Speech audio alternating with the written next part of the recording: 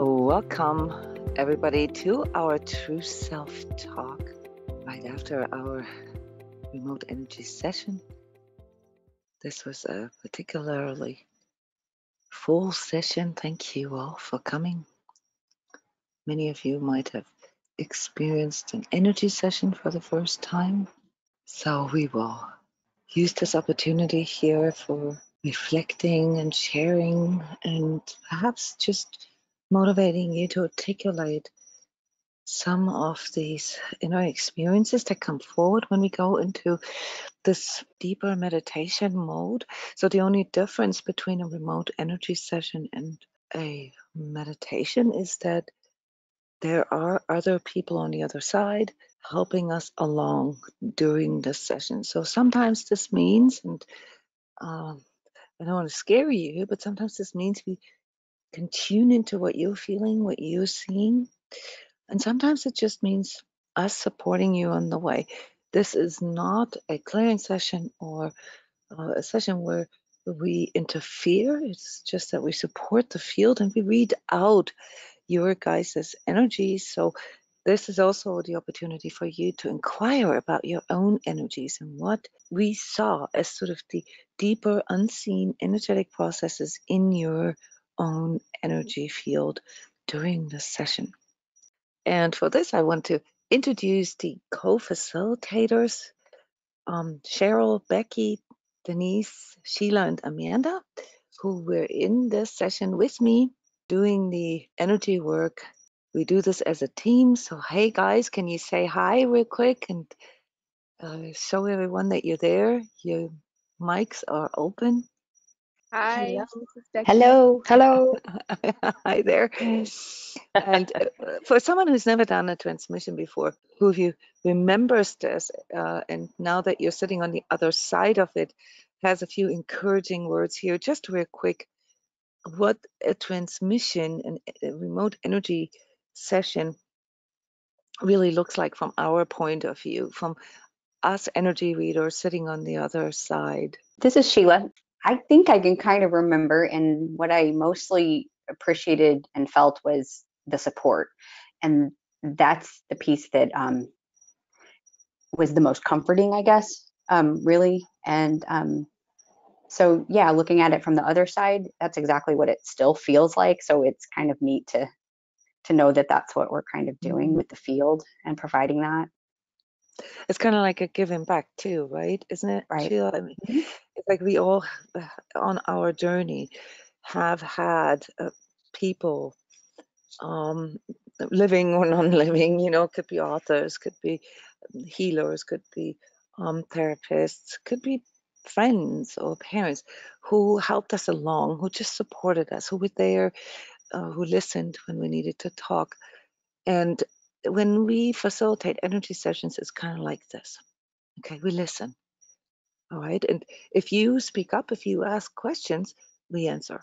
We, in this particular energy session, don't write a report for every person. This is a public session, so there's too many people to do this for. This is why we do the webinar here, the True Self Talk, right afterwards. But during the talk, you can inquire about your own energies. So for this, I am going to unmute your microphones now. All of you guys, and so no worries, you don't have to say anything. I just want you to know that all of your microphones will be open whenever you feel like it. So you can chime in at any time.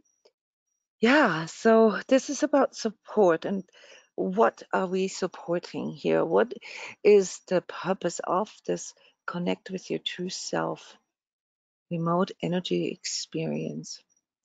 It's about taking the time and going a little deeper. Some of you come to our daily SKYPE meditation. So we do this publicly.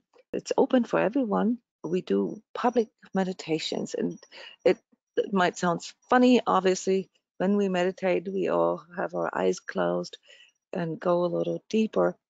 Usually recommend people to turn off the video for the meditation part.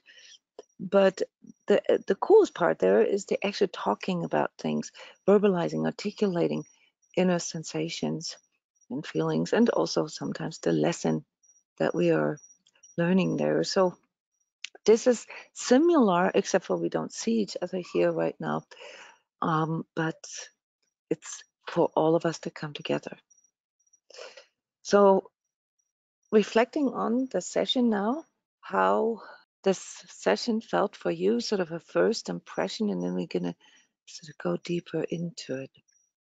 Felt like we went through some pretty heavy stuff. Yeah, it wasn't an easy session, was it now? It wasn't. And it was some heavy things, but there was, as the session progressed, there was more of a self-trust coming up, and a support feeling, and a willingness to allow ourselves to be safe to feel the heavy stuff. Yeah, I'm glad you're saying this, Amanda. That was a big part of the session. And I don't know if you guys all felt this, but there was this part in us. I mean, I didn't expect this session to be this sort of blissy type of energy session. We barely ever have blissy energy sessions.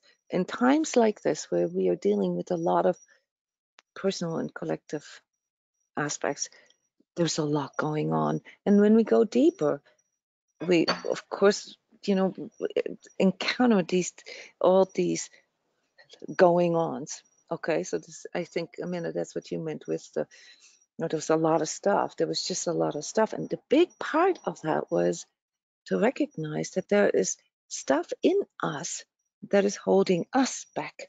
All right. And obviously, we have the first thing that comes to our mind is, yeah, it's because. And then there's part of us that sort of points on the outside, right? It's because of COVID, or it's because of the political stuff, or it's because of my partner, or because of my parents. And this is then basically the challenge, that we allow that to come forward and to hear ourselves, just noticing how we are kind of pushing things away. And the problem with the true self connection, the connection with our authentic self, is that if we push aspects of us away, then it becomes very difficult for us to decide or to even feel who we truly are. So the unsafer we feel with our environment, and the more we push away, the more of that we push away, the less connected we become within. And that's why these true self sessions, or any energy session, any meditation, really is a lifesaver right now, because it's not supposed to bring us the fix it all, or the solution for all the big problems. It's supposed to just simply reconnect us with ourselves. And I like how you said this, Amanda. There's also some dark stuff in us, and that needs to be looked at, not as in like, oh my God, I don't want to see truth, but as in like, okay, well, let me reflect on it. Let me investigate this. Let me feel into what it actually is that disconnects me. One of the things I've learned over the years with these sessions is sometimes for myself, I can feel really connected right from the beginning, like to source self, to true self, to truth. And then other times it seems a whole session will go by and I just don't feel the connection. And there's been many times when I judged that, when I thought there was something lacking or wrong or whatever, if I couldn't feel connection. And today was a pretty good example of what that feels like. And I got to tell you right now, as I'm talking to you, I'm looking out my bedroom window and there's this incredibly large owl in a tree looking back at me. So when you think that you can't, when I think that I can't feel connection, then all I need to do is see it from a different perspective. And I got to take a picture of this, but that's cool. But anyway, so that to me feels like what was missing for the last hour. When I get in that spot, I have to not get mental about it. I just have to accept and know that true self is always here, even when I think I can't feel it. Anyway, that's what I was reminded of today. Thank you. Yeah, being mental is linked to the judgment, right? It's this immediate sort of Right. supervision or monitoring of what it is that we are seeing or perceiving, and that restricts us. That's what makes it hard, because that's how we get stuck in situations or beliefs or viewpoints. Okay, and I love that how you said that. I have a good visual of this of the owl right now. Okay, so by just simply shifting the perspective and saying, okay, I can also look at it from a different point of view, and what am I seeing then if I look at myself in that way, not in this way where we disconnect and dissociate from ourselves, but more from like, okay, wait a minute, what am I even doing here? I'm judging what I'm experiencing, and yet the purpose of me connecting with myself is to feel myself again. So if I can cut this off by judging everything that I'm experiencing, I can no longer really experience myself. And just so you all know, this is probably the main reason why, especially in times like this, why it's become so difficult for us to discern truth, because we can no longer feel ourselves fully. And when we cannot feel ourselves fully, we can also not really discern truth anymore. Not from within ourselves, but definitely not on the outside. So all this like seeking for solutions from the outside, seeking what we don't get, what we cannot get ourselves from others, is directly linked with judging. There is this part of us that when we are not really standing in our center with it, when we allow it to stand like slightly above ourselves, or too far on the right or too far on the left, no political pun intended here, then our perspective gets skewed, and we begin to see only what we can see from that perspective. That's really what judgment does. And so the main medicine here, healing frequency that came in for us in this session, was to remember to stay non-judgmental about ourselves. We can dislike things about ourselves. We can disagree with our choices. But there is a deeper level of connection with ourselves that we can never judge, because it is us, through our own existence, that makes it essential that we are showing up for ourselves, that we are actually in ourselves, that we inhabit our own self. And this was kind of like the journey that we went through in this session, with all the aspects that came up, the fears that we have, and the control mechanisms that we use to compensate or to cope with that, the lack of nurturing that we all feel very, very strong in this session. Not actually feeling any kind of, and for some of us, it's this feeling of home that we're lacking. For others, it's feeling of actual safety, not feeling safe within myself, in my skin. And for others, it's really love, like self-love that we're lacking. And we keep looking on the outside and keep thinking, why am I not getting what I want? And this is then where we get stuck, because we don't realize that the very process of externalizing, is looking for it on the outside, is what makes us question ourselves, because we can no longer feel ourselves. We can't really feel safe anymore to be ourselves. We can't speak truth anymore, because we no longer know what our truth is. We don't no longer know what our true needs are, what our true desires are. And that is how we get frustrated. That's how we get angry. That's how we then begin to blame. And, well, I guess I can speak for myself here. Blame ourselves. So I don't know if this is clear how this externalization and judgment and judging ourselves, how this is then part of this cycle. That's what we need to see. So when we connect with our true self, it's often what we see first, and it doesn't feel comfortable because it just seems to exacerbate the problem. Okay. So the big sort of healing part here of the session was making a stance for yourself, or just literally saying to yourself, okay, what do I have to lose?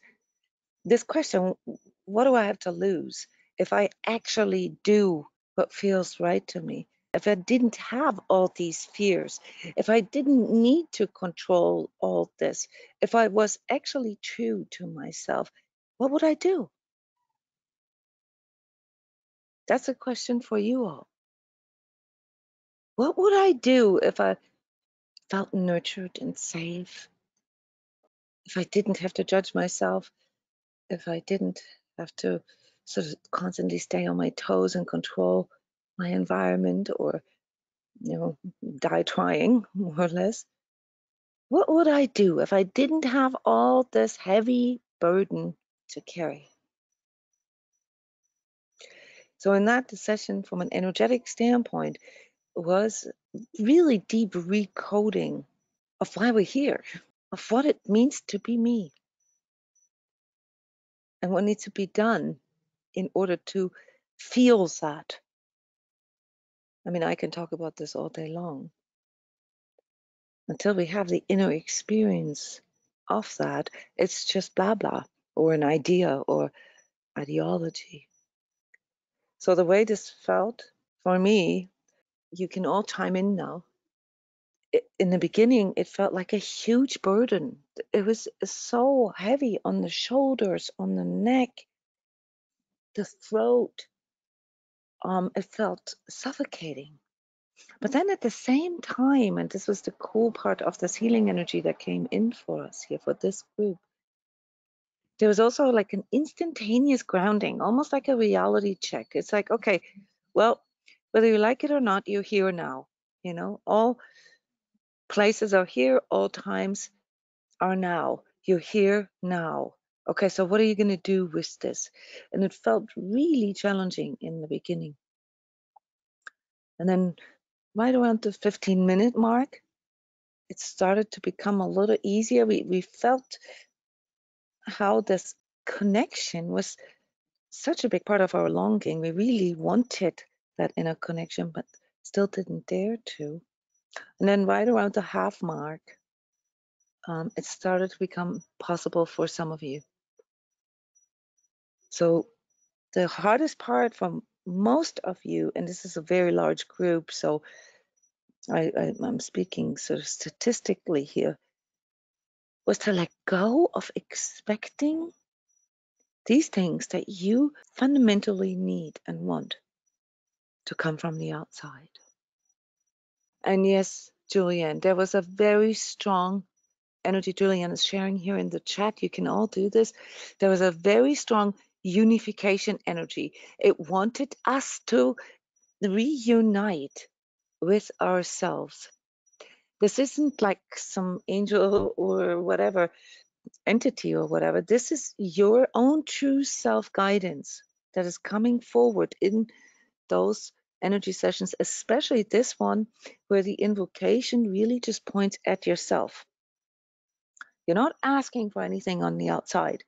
All you're asking for is to actually feel yourself, to have that inner experience of yourself. And it immediately answered the call with, well, you're going to have to unify with all of that you are. And let go of the judgment, or let go of the fear of losing something that for the most part we don't even feel we have. We're still looking for it, and that's what creates the conflicts in us. So inner unification is a very advanced energetic concept. It reminds us on this yin and yang, and I picked a picture that shows So what these energies during the session looked like, okay? So it's not just a visual, it's also feelings and thoughts and emotions and lots of other sensations. But the energy itself that worked through us looked something like that. With us being on the inside of it, these yellow and white, for some of you it was purple, energies around you, really pulling and pushing on your energy body. If you imagine the yin yang sign being your energy body, really pulling and pushing, and to break through this, to really go into this, okay, I am me, and yes, I have these dark and these light parts. Yes, I have masculine and feminine aspects. Yes, I have my mother and my father in me. Yes, I have my desires and my goals, and I have my aspirations on one side, and I have my abilities and things that are holding me back, such as fears and so forth, making mistakes on the other side. This is what inner unification means. To not seek for the solution for it all, but to remember that our true inner power really can only come out if we are present, if we are present with all that we are. And that's then when we can feel safe with ourselves again. How did this feel for you guys? This is Sheila. I'll go. For me, what you just said was really it really hit home in terms of how much energy is spent avoiding the pains and acknowledging some of that rough stuff. And as much as have gone through this, how many times that comes back to being what also limits me from feeling the rest of me too. And there was something that you just said about helping us be connected with ourselves fully if we're able to acknowledge both of those things. There's something that just really hit with that today, that felt like what you're talking about, all of encompassing all of that, even that rough stuff, because that's what I spend a lot of time of wanting to avoid. And probably a lot of people do, but but what I have discovered is, and I'm also looking for, well, then why am I not happy? If I'm avoiding these things that are unhappy, then I should be more happy, right? And I'm not. So it's No, because it makes it even apparently, harder, right? It creates yes, this constant wheel, and yes. and stress, to withstand all this and to not look at it. I mean, Sheila, on a practical level, how does this play out for you? Like, just make an example so that people can relate to that. Yeah, sure. I think for me, it's, if I'm spending my time during the day, for example, not wanting to acknowledge the fact that I'm in a ratty mood, and so I fight really hard to say, well, I shouldn't be cranky, I shouldn't be crabby, I should be happy. And then I find that when I avoid even acknowledging that or addressing maybe why I might be upset or angry, and dealing with that part, I spend my whole day upset, and then I'm mad at myself for being like having a bad day. And when in reality, if I've done the opposite and just went ahead and acknowledged or dealt with whatever was there in the first place, then I actually have released that, and I end up with my day is better. Mhm. But that seems to be pretty common, but it just didn't ever hit me quite at the way that you explained it today, in terms of, it seems like we should try to avoid bad things, right? Like in my conscious mind, I'm thinking, avoid the bad. Let's not deal with this rough stuff, because if I cannot do that, wouldn't that be better? And actually that limits me from feeling all of me, which is, to me, like what you're describing with the yin and yang part too, because it's the sun behind the clouds thing. It's all of those things are still there, without avoiding them. You just reminded me of something, Sheila. Life is really counterintuitive, isn't it? Yes, right. Uh, it's counterintuitive to say, oh, let me look at all my dark stuff. Let me, Right. work with all this, and why am I thinking? It's So it's not quite true though, but it feels that way for those of us who seek truth, because there's different layers, so to speak, of us, and the most fundamental, the one that is the most tied to our physiology, and emotions are part of our physiology. All right, not our feelings, but our emotions. That's mostly regulated by ego. So ego is a part of all of our human existence, okay, that ensures that we keep going, really. I mean, it's just because otherwise, having a consciousness and experiencing adversities in life would drive us all into suicide. Probably already by the age of 3, when we try to talk and we can't express ourselves, or when we try to get something that we can't get. All right, if we didn't have an ego and all the coping mechanisms that we develop based on our ego, we literally wouldn't survive our lives. The hard part is to recognize that that's just really a very fundamental function. Not to judge it, it's not a bad function. We all need our ego. It's part of our survival instinct, but it's not very sophisticated. The ego really functions on the level of a 3-year-old. That's why so many of us, when they begin to work with these ego coping, these ego aspects, realize that it really acts like a child. It's when we act childish, when we act like, oh no, like denial, right? No, I didn't do that. He did that, or oh, I should get the lollipop because that's my lollipop, or no, I'm faster, I'm bigger, I knew it first. Okay, these are all not very sophisticated functions that come out of our ego existence that we have to learn to differentiate. When we begin to mature and we begin to experience life, we begin to see, like, wait a minute, there's also a part in me that can not only observe this, but that can also literally witness all of this and recognize, for example, how we can get pulled into our ego. If we didn't have a higher consciousness, guys, we couldn't even realize that we had something like an ego.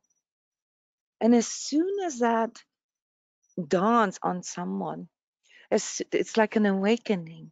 As soon as we realize, like, wait a minute, there's an ego, and that ego makes me do stuff.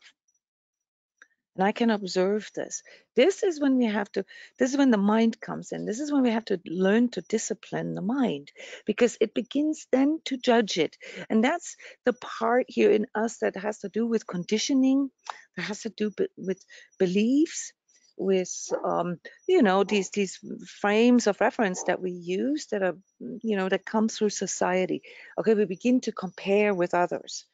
All right, and that's also then when entitlement, or all these, like, injustice and all these things that trigger our ego to go into more and harder, and instead of actually allowing this natural evolution within to take place, that is now coming in through awakening to our consciousness, and shows us what it is that we need to overcome. So what is it that we need to overcome? Fears, control, anger. Not that there's anything wrong with feeling those, but there's something wrong with allowing it to dominate our life, to run our life. And the part in us that can see that and feel that is our consciousness.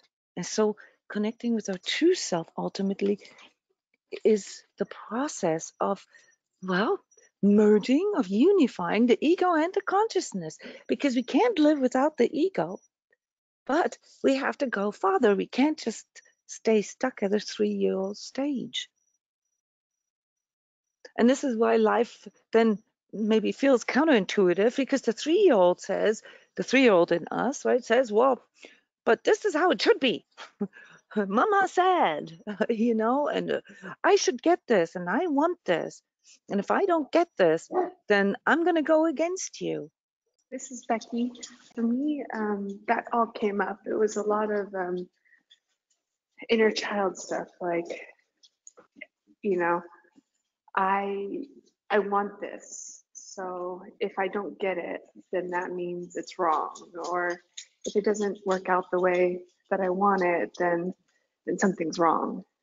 It's invalid. And this session kind of helped remind me that living life on life's terms instead of my terms is actually a lot more freeing, because then it's just this continued like exhaustion and trying to hold on to what I want. And yeah, I don't know, that's what came up for me throughout the session.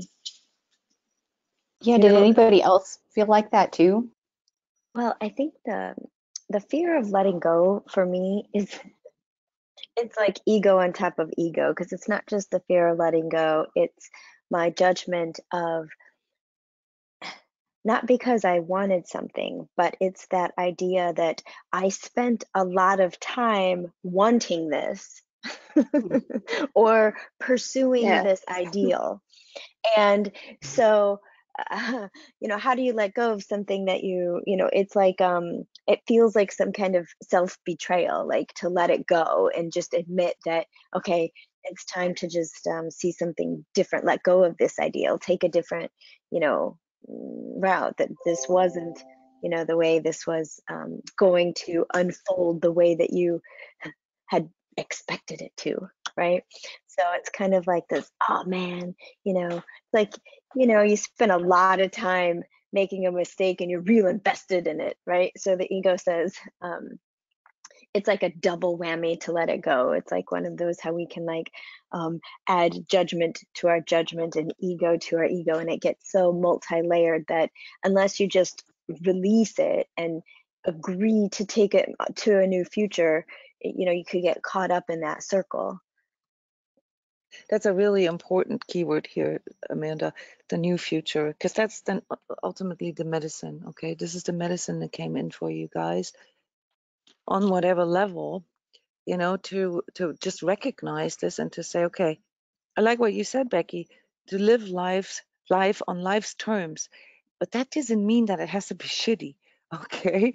It means that we just have to let go of all these expectations that, we're supposed to get love from the outside, we're supposed to get validation from the outside, we're supposed to get justice from the outside, but that we actually are the ones that have the authority to step into ourselves and say, well, you know what?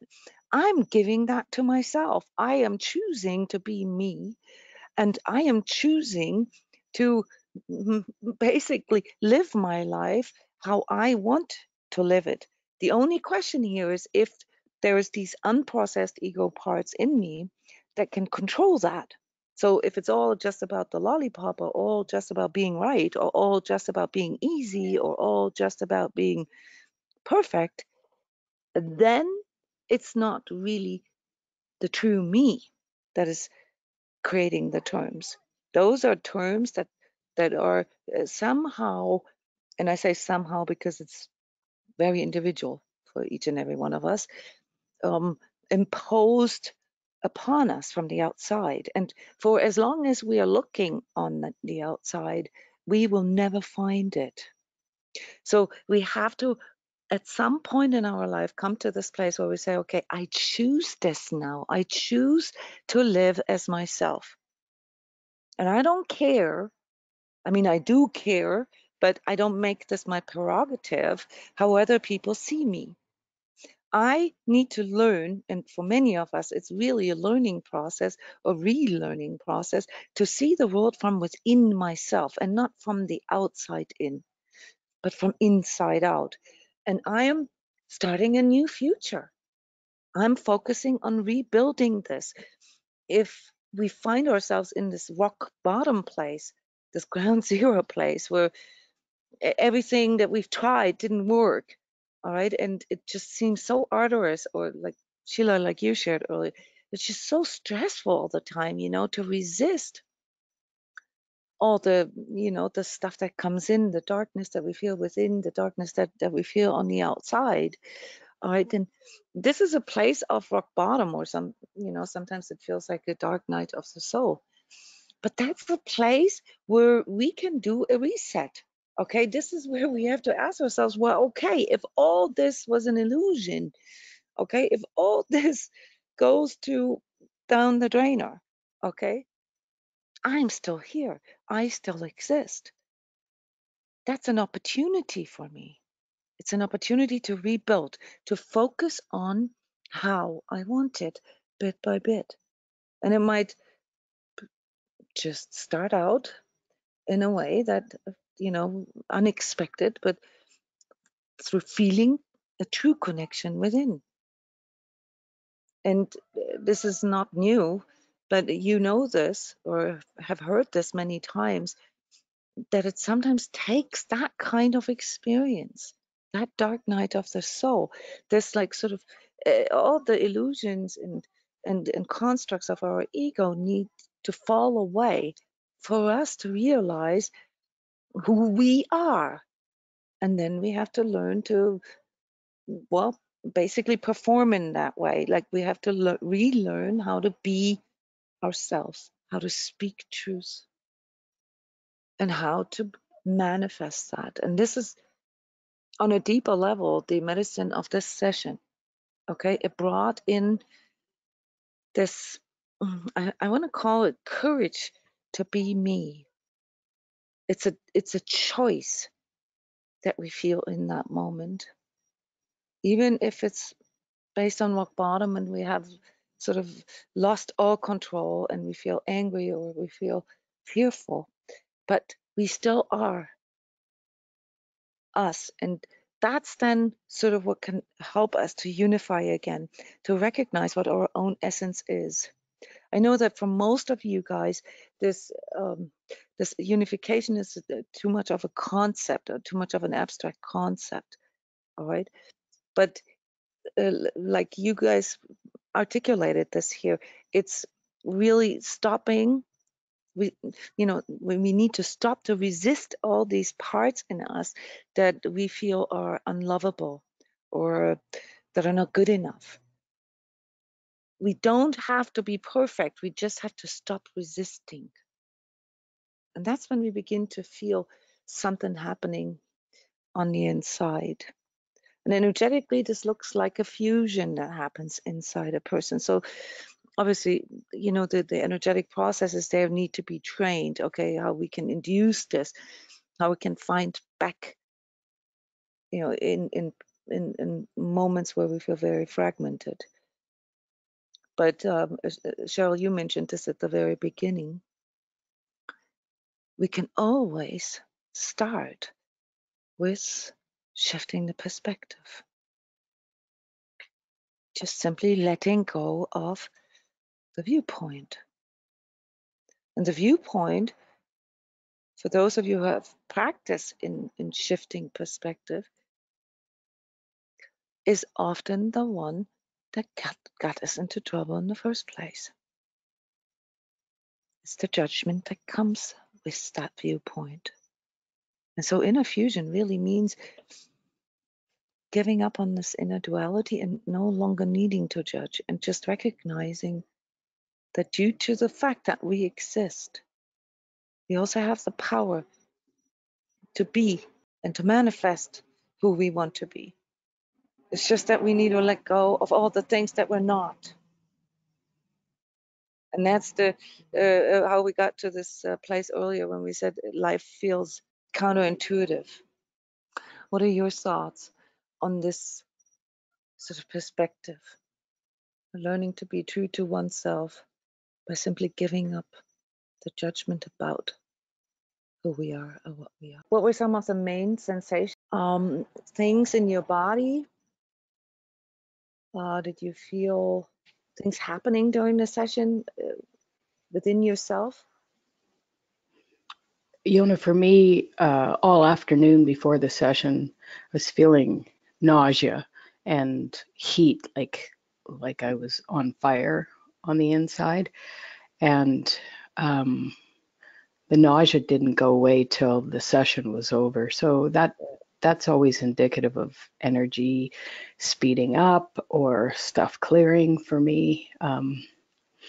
And to add to what I'd said to you half an hour ago, there's now 2 big owls in that tree staring back at me. So Another perspective.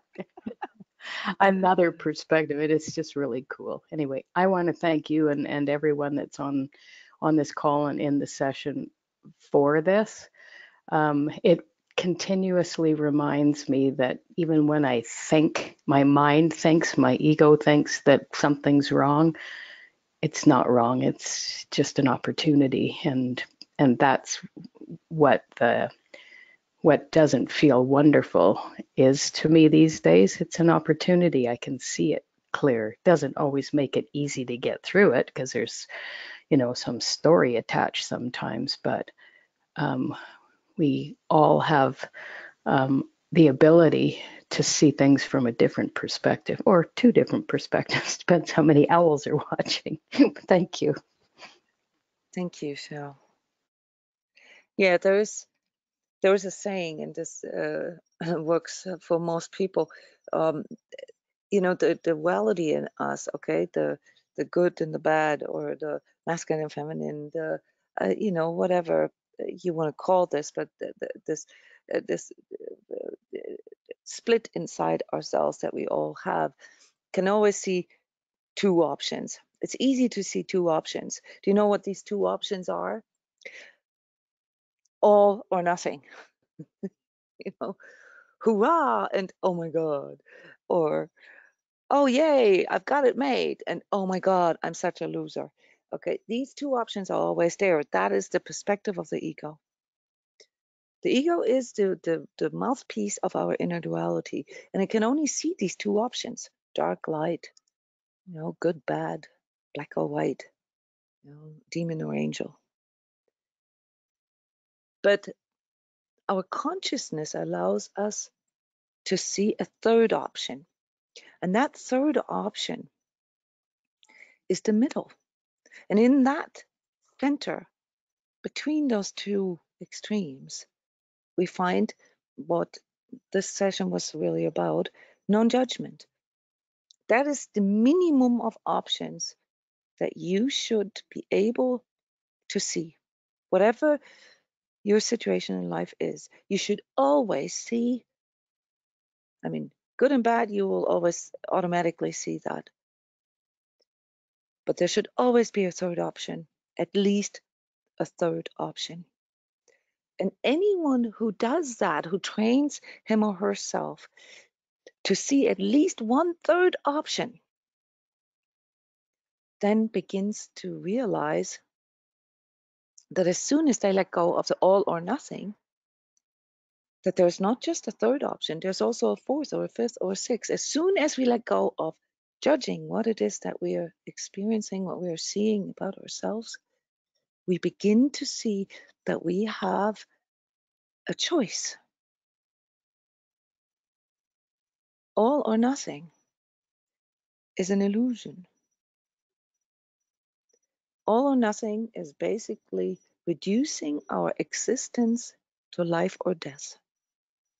And as we all know, that is not why we're here.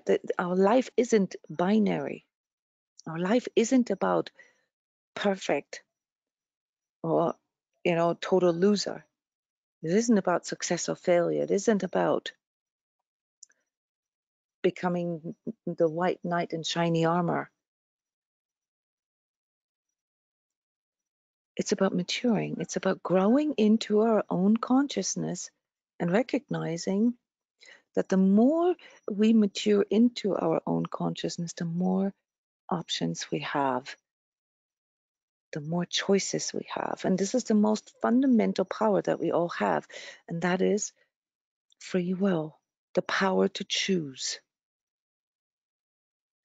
And when we are stuck in our ego, we cannot feel that power. We feel powerless. If the only options we can see is all or nothing, life or death, then we are lost. And that's something that we need to train. That's something, I guess the word discipline here comes in. I don't mean it in that way, but it's a daily sort of self-reflection routine that we need to develop, and that's why mindfulness and meditation are generally recommended for this. We need to be willing to take this time in our day to just stand still in the center of our center, because there we can let go of all these layers of duality, of all these blacks and whites of the day, all the judgments about ourselves, the good and the bad, and we can begin to see that there's more. And that then fills us up with ourselves. So I know that this is a rather complex subject that we talked about here today, but I think we would all agree that now more than ever, where the outside, the collective, the what we are experiencing here outside of us is no longer suitable for us to rely on, for us to seek answers. We have to, we're forced to go within and recognize what our true power is. And it comes not through our ego, it comes through our consciousness. And our consciousness is what allows us to change perspective, to let go of judgment, and to recognize that we actually have a choice. Now, that said, I don't mean that it's our own fault, for whatever we manifest, because it often really isn't. But when we are caught in our own duality / ego, all right, then we cannot see that we have an option.